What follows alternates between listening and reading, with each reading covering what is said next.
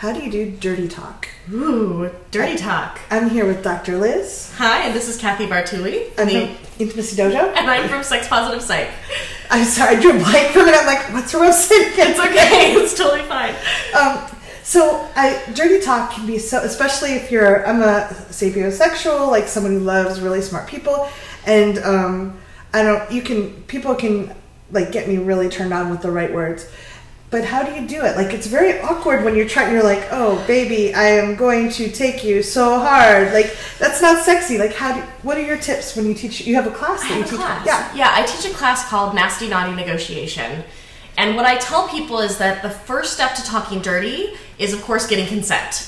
Right? There's nothing worse than I'm in the middle of a long day at work and someone sends me, I can't wait to tie you down. And I'm like, this is... Or you're in a meeting and you're trying to be all serious and you're like... Right? So, like, get consent first. Ask them, hey, I'm feeling like doing some dirty talk. You want to do some dirty talk? Get their buy-in. Mm-hmm. Number 2, be yourself. You have to be you. I'm kind of an awkward person. A lot of people who have like seen me on videos or seen me present at conferences, they see that I'm like kind of goofy and weird. And part of that is because I'm not a super slick, suave person. I think in either of our YouTube channels, people probably know by now this is not the place to go for suave. No. If you're looking for like Fabio style pickup lines, the thing is though, those don't work for everyone. If you're not a super smooth, slick... I've had people try them. I've been hanging out with pickup artists, and I'm like, I wanted to experience when you try it, and I'm like, creepy. I'd much rather have someone who's very authentic, and everybody gets to like what they like. And some people are authentically that kind of smooth and sexy. Like, some people are authentically that way. Like, Antonio Banderas, I'm sure, could walk up to you and deliver one of those pickup lines, and you would just like, oh, please, Antonio. Right? But if you're like me and you're a little awkward... It's okay to be a little awkward. It's okay to put that out there and talk about it. A lot of people worry about like words. What words do I use? Yeah. Right? So, for instance, pussy, cunt, some women, some vulva havers love the word pussy. Some of them hate it. Yeah. Some of them love the word cunt. Some of them hate it. So before you start dirty talking, if you can, talk to the person you're going to talk with about what language they like to use. Yeah. I've got a free worksheet actually on my website that has a whole page of different words you can use. Yeah, I'll put the link below. That has a whole page of different words that you can use during dirty talk for different genitalia, different activities so you want to do. It would be kind of a hot date, like to go through and check those off, and then and you can like be on the phone going, "Sweetie, I would like to do this to your pussy." Yeah, you can do like dirty talk Mad Libs almost, where you have this whole bank of words that you can use, and it helps get past that initial like, "Oh God, my brain has frozen. What do I say now?" Yeah. And I teach sex for the shy and awkward, and one of the things I do is I teach people to leverage their shyness and awkwardness. So I say, go up to someone and say, I'm really shy and awkward, but you seem so cool, I want to try flirting with you. So you can actually explain, like, I really want to do this with you, and just actually leverage the fact that you're shy and awkward, and I'm going to be myself with you, which is really kind of hot for people that like that really authentic. Right. And I think that the majority of people would prefer that kind of authentic experience in their dirty talk. They don't want you to talk about stuff that you don't enjoy doing. Yeah. And I think one of the things for me is, at first I was trying to do it because I'm an intellectual person. I have a PhD. Like, I would like try to be in my head and think about what I thought would turn them on. Right. It wasn't very hot. No. But if I could imagine what I really wanted to do that person, especially like if we were on the phone, I had a long distance lover at the time, I would masturbate while I did it. So I was turned on, and then I would actually tell them what was genuine for me, or let it go into the erotic where we both like, neither of us would ever do it, but we both thought it was pretty hot. Right. We had some really hot phone scenes. Yeah, I also have a long distance lover right now. We have phone sex, and what I do when I'm dirty talking is I turn first into my turn on.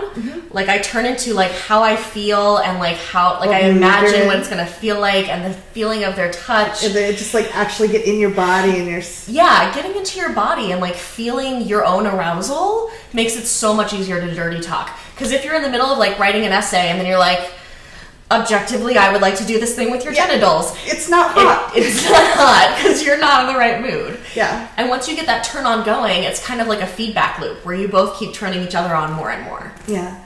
And I really like, Tina Horn talks about, she does a dirty talk class that I really love. And she was talking about when you're doing dirty talk, You tell them what you're going to do to them. You tell them what you're doing to them in the moment, and you tell them what you have done to them. And I like when you get very descriptive. I'm going to slowly trace my hand up your leg, or like if you can get into the moment of it, rather than I'm going to ram my penis or my hand in your. Right. Unless that's your erotic thing. Right. Unless that's your erotic thing. Like, for the majority of folks, they don't, like, get together with their lover and say, hey, nice to see you, put your penis inside me. Yeah. Right? Like, that's not usually... There are people, and there are some. No and judgment. Sometimes that's great. Like, sometimes that's super hot. Yeah. But the majority of the time, for the majority of people, there's some kind of build-up. And what I say is, like, take your time. The same way that you would tease when you're with someone in person and let them build that anticipation and, like, get juiced up, do the same with your dirty talk. And I actually have had, like, a foreplay, like, kind of teasing, like, I want to meet with you at 5 and I want to tell you all the things, like, building some anticipation. And I actually had one person that called me, and we hadn't played a lot, so I was a little nervous. He's like, what I'd really like to do is I'd like to come over and I'd like to take the trash out, make sure the house is all set, and that you have gas in the car for the next morning, and then I'm going to, like, we're going to have dinner together, and then I'm going to cuddle you on the couch. Like, I was like, that's so awesome. I was like, and then when we started talking about sex, I was like, yes, please. Right? And particularly for women, the way that women's brains tend to work is that if there are other distractors, it's harder for them to have an erotic response. Because we can think of many things at the same time that we tend to. So just that, even though that person wasn't actually doing those things, it was checking it off in my brain. Right. And I felt really cared about. And so I was all relaxed. And so that, like, my response was really fun. Yeah. So again, like, be aware of, like, consent. Make sure you know terminology that's going to work for both of you. Because, again, there's nothing worse than someone using a term for you or for your genitals really turns you off. Like, that will screech it to a halt. And there are ways to recover. You can always be like, all right, well, let's go back. So I'm not going to use that word again. Yeah. Right? And then just turn into your own turn on. Like, and I love what Reed Mahalko, a friend of ours, says. He says, have an experiment date. Like, we're going to have a date, we're going to try this out, and we can be totally awkward, and we can go, oh, never do that again. Yeah.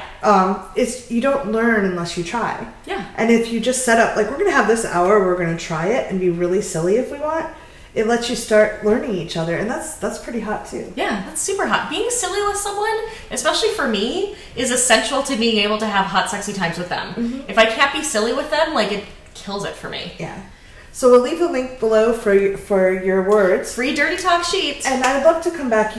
So going from words like humiliation play is something you talk about, and not everybody's into that. But if you are, we're going to have another video where we talk about how to use your words and different things for people that's kinky for. Absolutely. So leave your comments below. How do you like to do dirty talk? What helps you get in the mood? Absolutely. And if you do grab my dirty talk sheet and it works really well for you, leave a comment about it because I want to hear.